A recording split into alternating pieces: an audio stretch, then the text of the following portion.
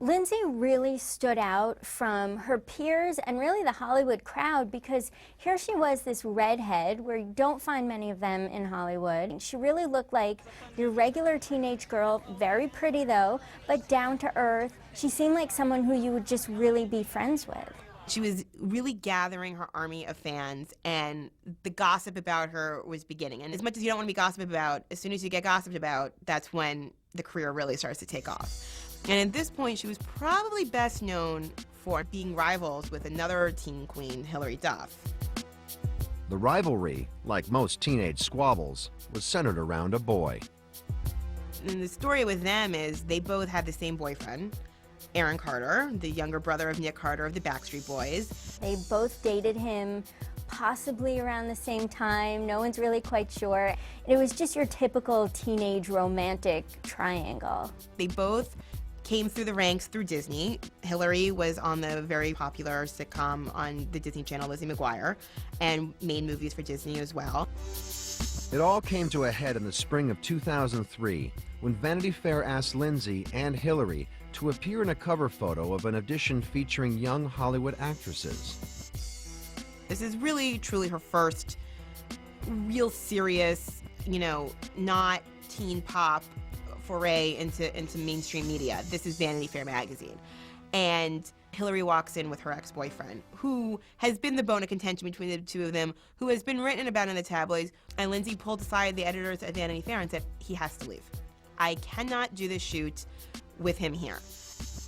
And that resulted in a complete breakdown. Hilary was crying, knew that Lindsay was the one responsible for it. It was just a huge blowout, and it was written about in the press because the two of them, were being played off of in the press as who's more successful, who's more talented. Is there room for two teen queens? From that moment on, the tabloids couldn't get enough of Lindsay, both a blessing and, as time went on, a curse for the young actress. At first, she was quite happy, I think, to pose for the cameras and to stop, and she understood that they had to sell magazines and it was just a job as well. I think it's only much later when they started to hound her that it became a real problem for her. In the fall of 2003, Lindsay won a part in Confessions of a Teenage Drama Queen. The themes of the film resonated with issues Lindsay faced in her real life. With Confessions of a Drama Queen, you have her playing a high school student with a troubled family past. The film did so-so at the box office, but Lindsay's performance won praise and gave her a chance to fulfill a dream. Lindsay had always had dreams of being a triple threat, so it wasn't just acting that she was interested in. She wanted to sing as well. She wanted to be a dancer. And when she had the opportunity to sing in the film, she seized upon it.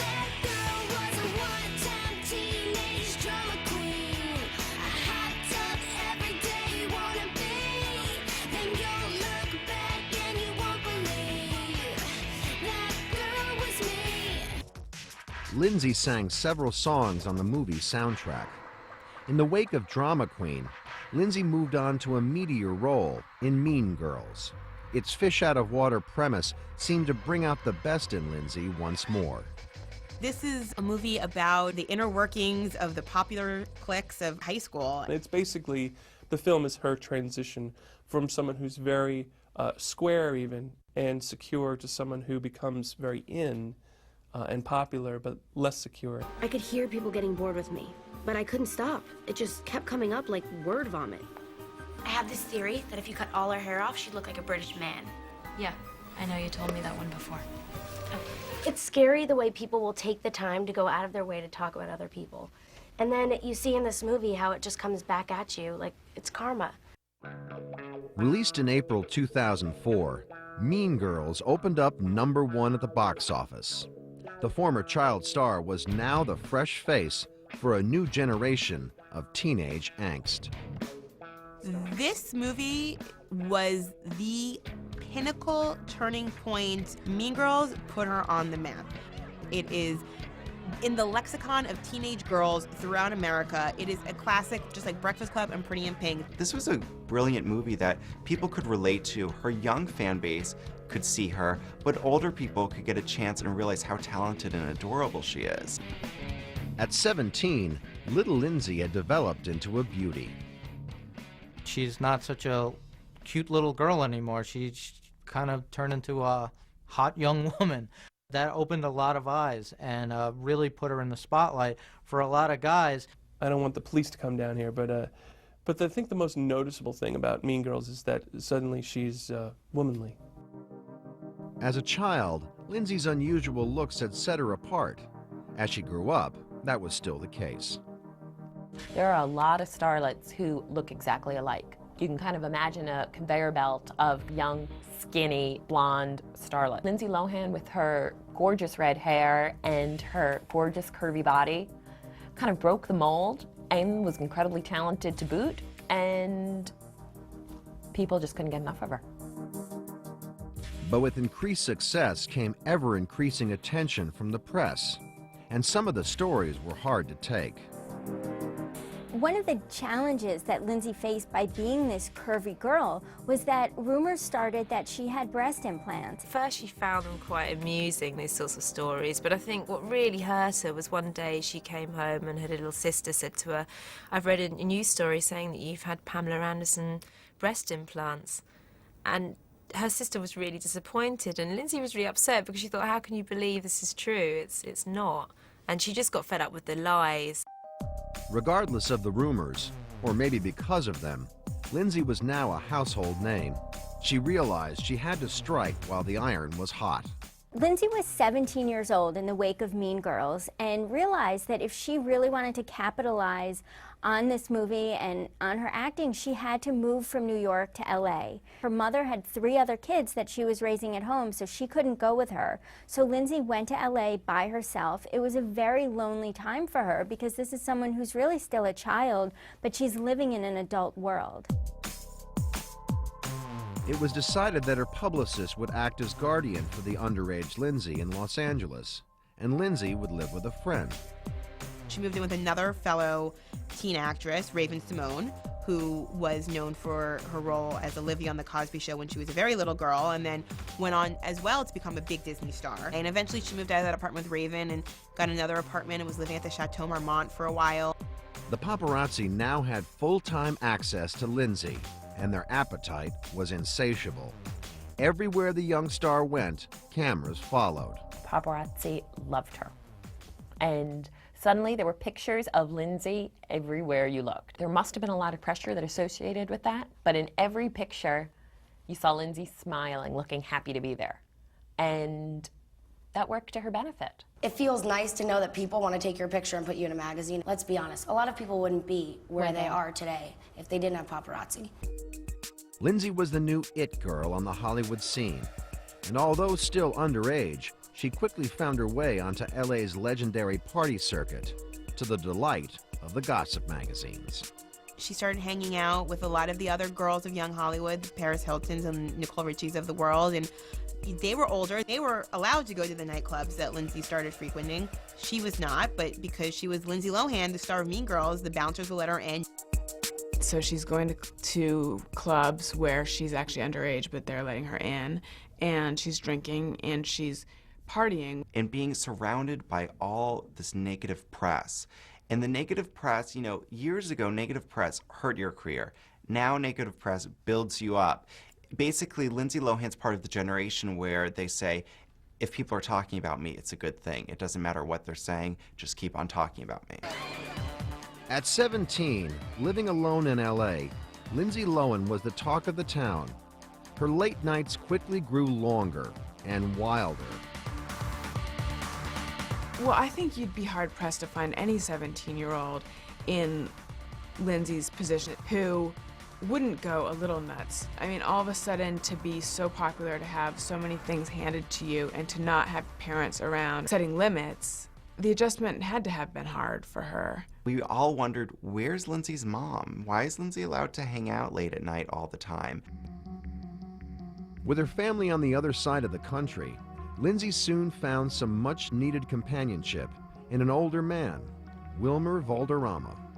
He was a popular star of that 70s show. She ended up living with him. She and Wilmer became this big deal in Hollywood. It was controversial because she wasn't 18 yet, and he was well into his 20s. They were always seen together, but they would never admit it until Lindsay's 18th birthday, because they didn't want anyone thinking that anything inappropriate was going on. Love was in the air for Lindsay in LA, but back home in New York, her parents, Michael and Dina, had a chronically rocky marriage that was in a free fall. One of Lindsay's biggest problems with her family is her father. This is someone who spent time in jail for stock fraud while she was growing up. Then his relationship with Dina was also very troubled. Dina's claimed that he was abusive. It was very traumatic for all the kids growing up. It was very difficult for her. Worse, Michael Lohan's antics were front-page news. In the summer of 2004, he was sentenced for assault and later entered court-ordered rehab.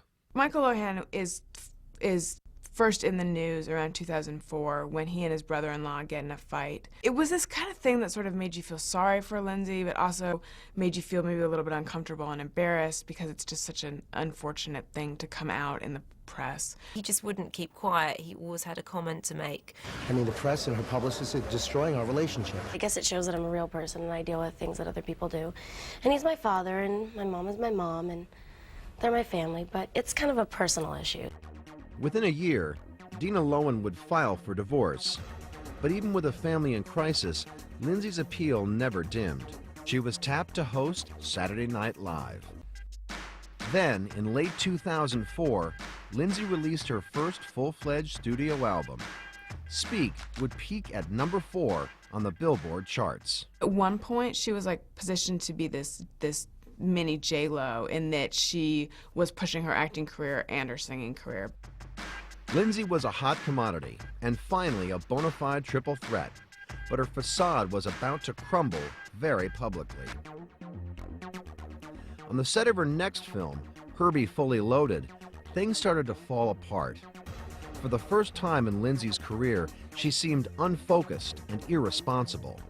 She was showing up late and she was getting sick. And suddenly people started to think, well, maybe Lindsay is one of these troubled child stars.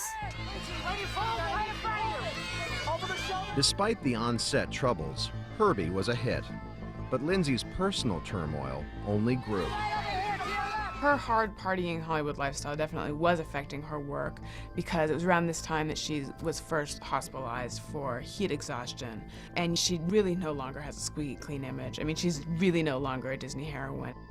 Abruptly, the tabloids were abuzz with rumors of drug abuse and eating disorders.